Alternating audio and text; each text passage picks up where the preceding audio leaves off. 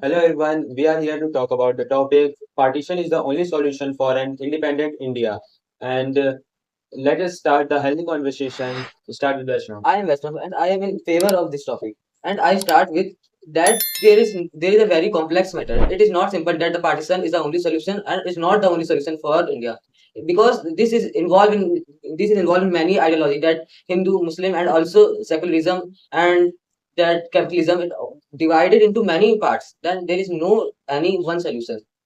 And this is this type of matter that Britishers own can't decide. Even the George, the king, can't decide how to take independent this South Indian subcontinent because they can't decide it to independ the whole India called Akhand Bharat or separate it in Pakistan, East Pakistan and West Pakistan and India. Even in that case, George in 19 they even dated the day 13 June 1948 to for independent giving independence to this subcontinent. But the All India Muslim League and the Indian Congress can't. They are in a complex situation where they can't do. There are people like Jinnah and Nehru. They can't decide this partition is happen on secularism or Muslim Hindu. But I am favoring this side is not the only solution because that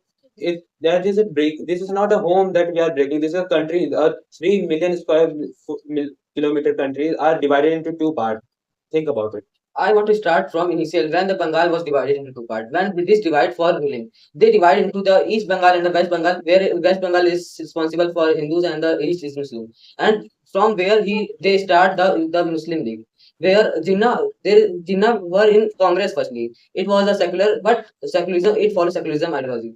But after the Gandhiji, he start joining the Hindu like Muslim language, where the partition will begin. So in 16 August 1946, when Jinnah started a protest against the Hindus, where many thousands and lakhs Hindus were killed.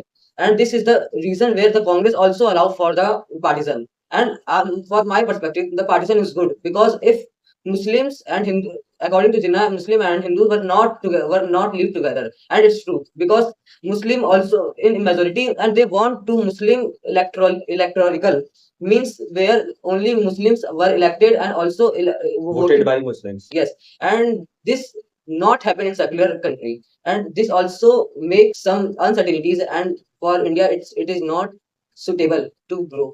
But think about it. You said about that development and growth. But if you merge all the Pakistan and Bangladesh and Sri Lanka, that the merged Akhand Bharat can have a GDP of $10 trillion and the highest population, highest army, world number one military and soldiers and navy and nuclear.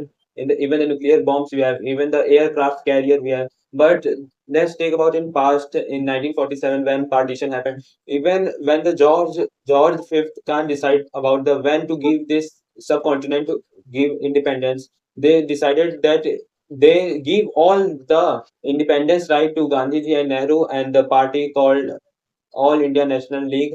They said we can't parties they can't separate countries about religion. We have to take a solution of it.